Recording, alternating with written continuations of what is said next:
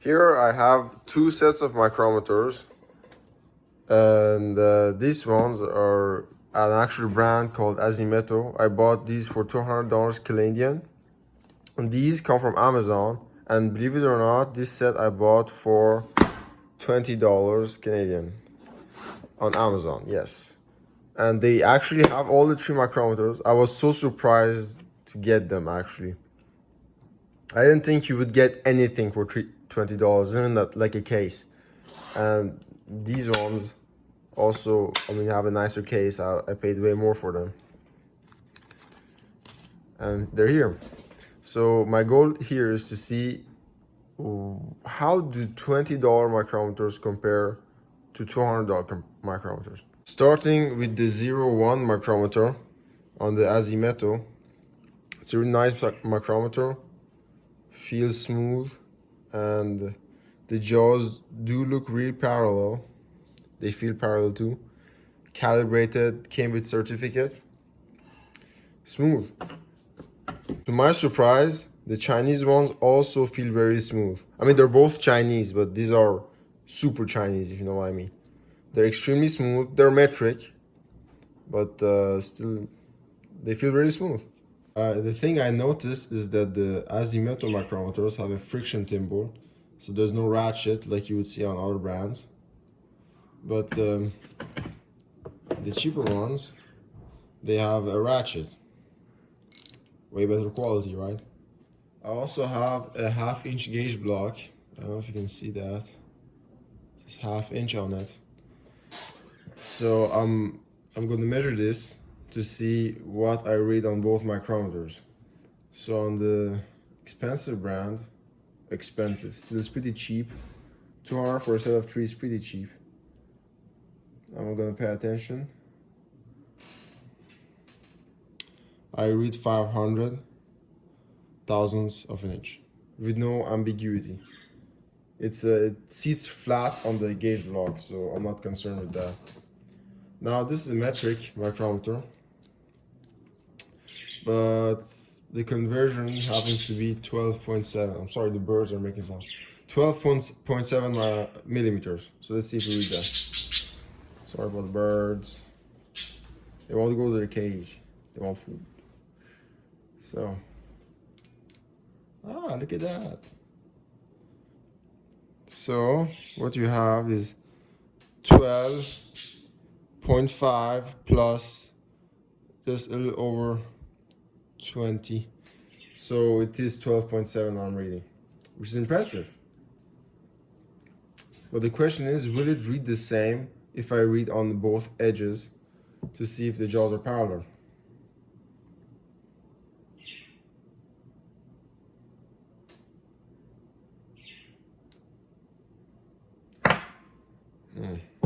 So the jaws aren't fully parallel in these micrometers. Depending on where you put the part under the jaws, you might get a different reading, which is not very good. Let's look at the bigger sizes. I should also mention something really cool about the more expensive ones. Sorry about the words. These are the standards of the cheap micrometer, and these are the standards of the expensive micrometer. Now if I make sure these are clean, I can actually, pretty sure I can do this. Can ring them together. They're so flat, you can ring the faces together. I can just tell you, with these you have no shot. Just feel they're grimy. Just like gauge blocks, you can ring them together. These standards can also be rung together, which means that they're really flat on their edges, but these you have no shot. They're just, you can't. Here I have a 1 inch gauge block, if you can read that. Oh my god. You have 1 inch. I'm gonna use this to test the second micrometers, which is the 1 to 2 inch.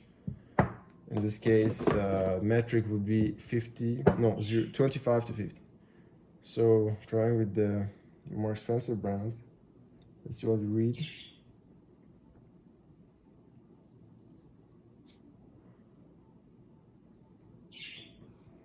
button on the dimension. And the thing is that this one, the azimuth, you can read this, you will read the same dimensions no matter where the jaws grab the part. I read exactly the same value, so the jaws are parallel to one another. With this one,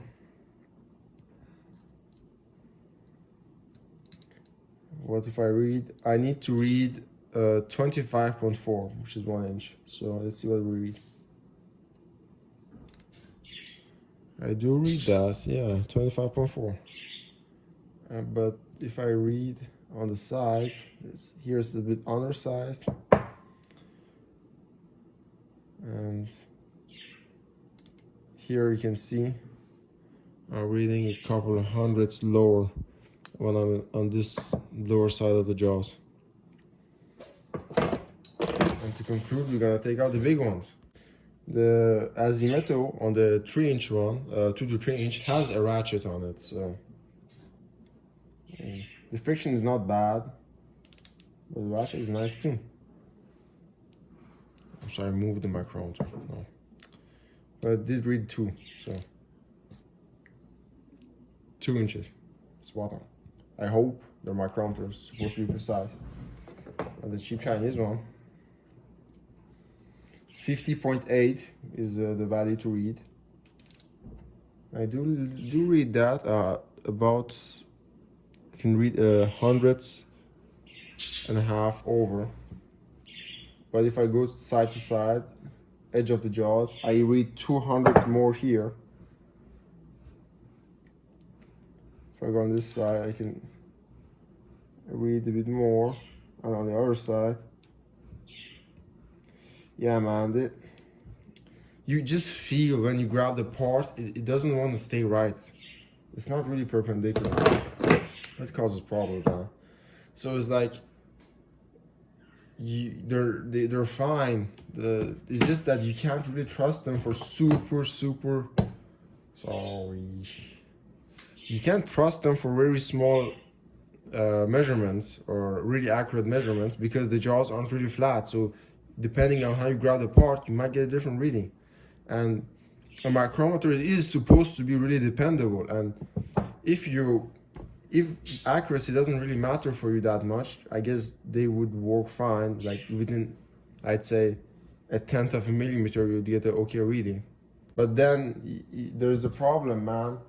If your accuracy is not super important and within 1/10 of a millimeter is okay for you, why not just use a caliper, man? These also are pretty precise. They're not as precise as micrometers because the way they measure is not as reliable. But if you just want to measure, look, it's not that bad. My caliper is not really calibrated though, I think. Oh, it is. So, look, they're not that bad in measure of precision. You read fine. 1/1000 is fine for a caliper. And if that's okay for you, just buy a caliper, not a micrometer. Said that's cheap.